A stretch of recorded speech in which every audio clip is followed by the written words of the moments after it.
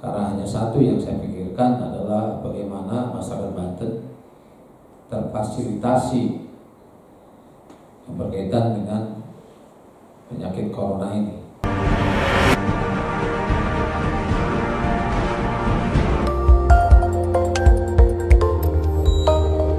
Warahmatullahi wabarakatuh. Barusan kita juga dengan Pak Sekda, Pak PD, melakukan diskusi dan pembahasan yang berkaitan. Yang pertama adalah kesiapan kita dalam arti menyiapkan dana untuk korban ataupun yang terdampak karena krisis atau karena COVID-19.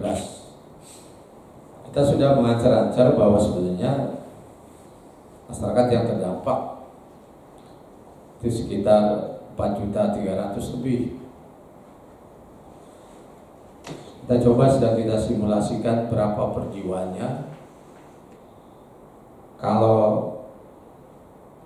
Jawa Barat saya kira sudah secara definitif sudah memastikan per orang 500.000 rupiah. Kalau Provinsi Banten masih menghitung dan juga menunggu sinyal dari pemerintah pusat, karena tadi Pak Jokowi bilang bahwa kita akan bisa berbagi atau sharing di dalam membiayai pengaman sosial ini. Terus kita juga membahas tentang kelangsungan yang berkaitan dengan rumah sakit rujukan.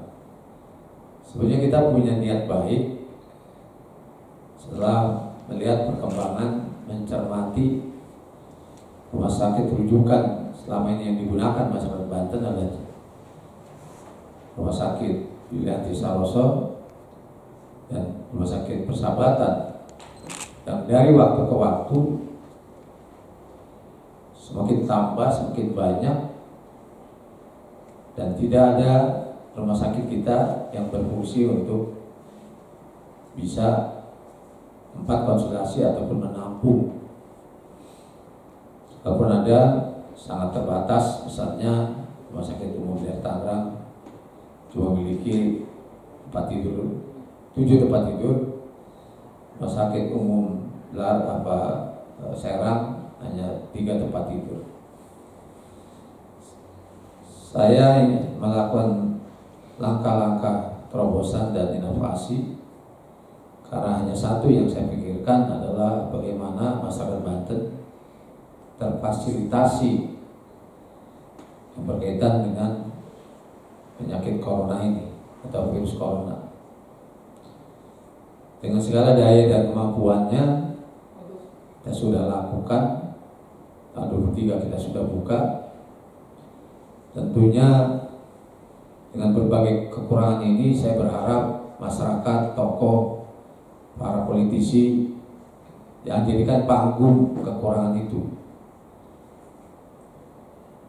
Karena sebetulnya sebagai seorang pribadi, apalagi seorang negarawan, kita harus bukan mencari kekurangan, tapi harus kita memenuhi kekurangan itu.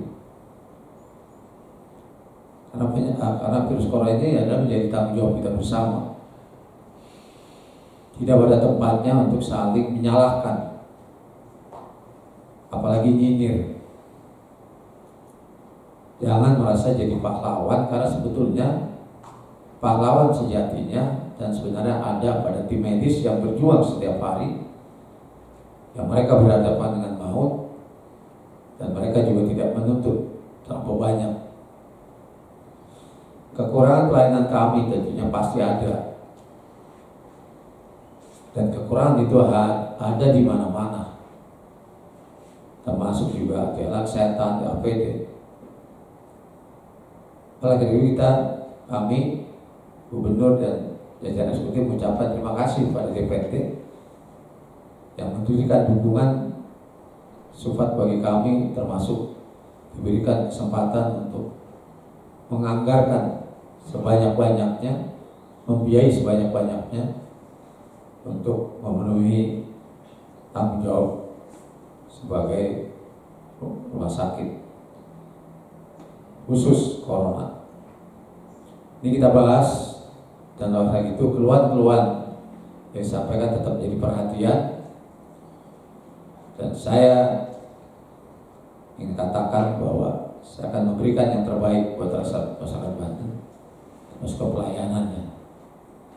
Kalau ada kekurangan tidak perlu diekspos, dan saya berharap pers juga harus menjadikan ini sebagai support bagi kami, jangan membuat suasana menjadi keruh dan masyarakat menjadi tidak percaya kepada pemerintah yang punya niat baik ini. Kali ini bagaimanapun juga akan mengurangi semangat moral kami. Jadi kami punya semangat, Bapak punya semangat, saudara punya semangat, berbagai kalangan ayo kita bersemangat bersama melawan corona. Saya kira itu hal yang penting, sehingga hari ini saya perintahkan pada Sekda dan jajaran untuk mencari tempat-tempat yang bisa yang cukup layak menjadi tempat karantina. Dan di karantina itu ada aturan, tidak semua orang bisa masuk karena menyangkut protokol kesehatan. Kalau kita baca ulang, termasuk undang-undang kesehatan, coba baca lagi, sehingga mengatakan pada semuanya, apapun pangkat dan kedudukannya, tidak lalu sembarang masuk ke lingkungan karantina, karena itu area yang harusnya tidak boleh dimasuki siapapun, termasuk oleh gubernur.